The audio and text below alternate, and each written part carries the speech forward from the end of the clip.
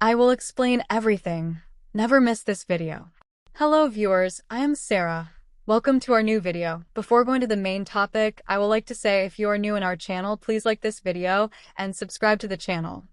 As Kate Garraway marks the first anniversary of her husband Derek Draper's death, the Mirror takes a look at the Good Morning Britain's presenter's grueling year and her determination to help other struggling families.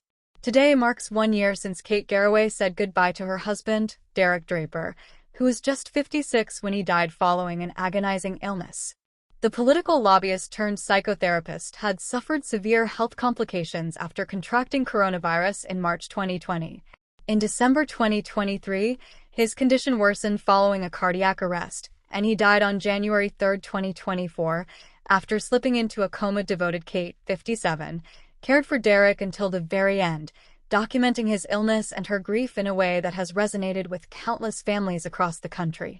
As the Good Morning Britain presenter marks the first anniversary of her husband's sad passing, Kate continues to be a strong voice for those living with long COVID and those dealing with the heartache of caring for gravely ill family members. Through it all, Mum of Two Kate hasn't shied away from discussing how brutal this first year without Derek has been, from the crushing deaths she's had to face, to a tough Christmas filled with memories of happier times. Kate has been open about the issues with debt she's faced in the wake of Derek's illness and previously shared that she'd needed to find £16,000 a month for her late husband's around-the-clock treatment.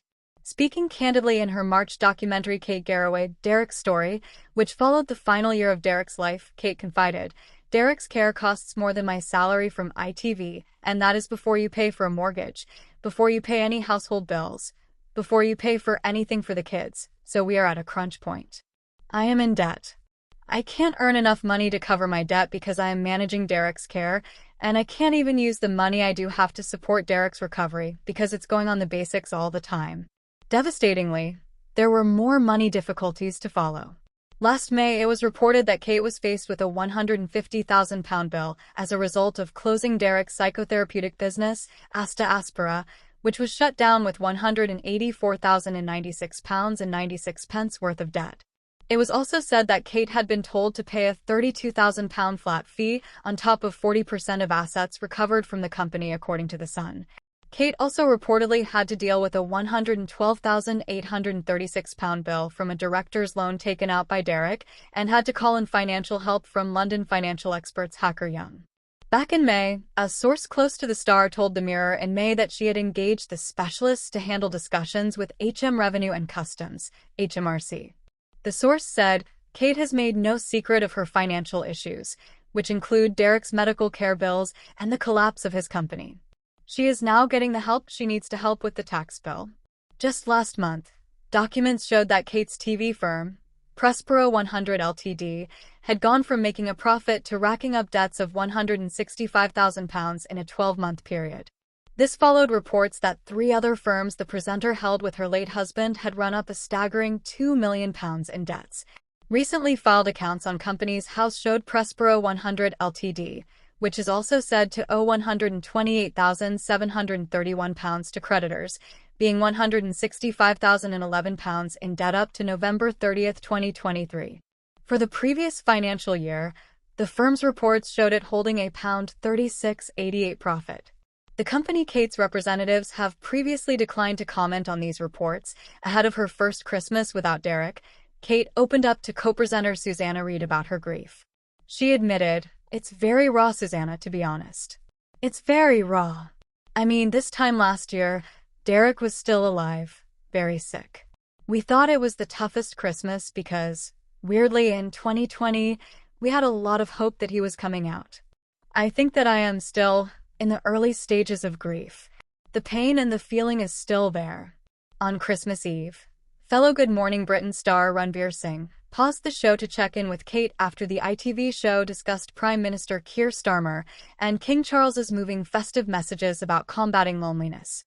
Showing support for her bereaved colleague, Ranveer asked Kate, "Yeah, can I ask you a question, Kate, before I do the news? How are you feeling? We all think of you and Derek, of course. And this time last year, he was still with us." In response, Kate shared, "Yeah, so it's our first Christmas without him.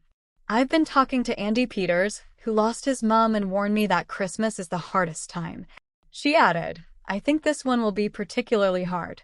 But I'm lucky that I've got family around me, and it's distracting.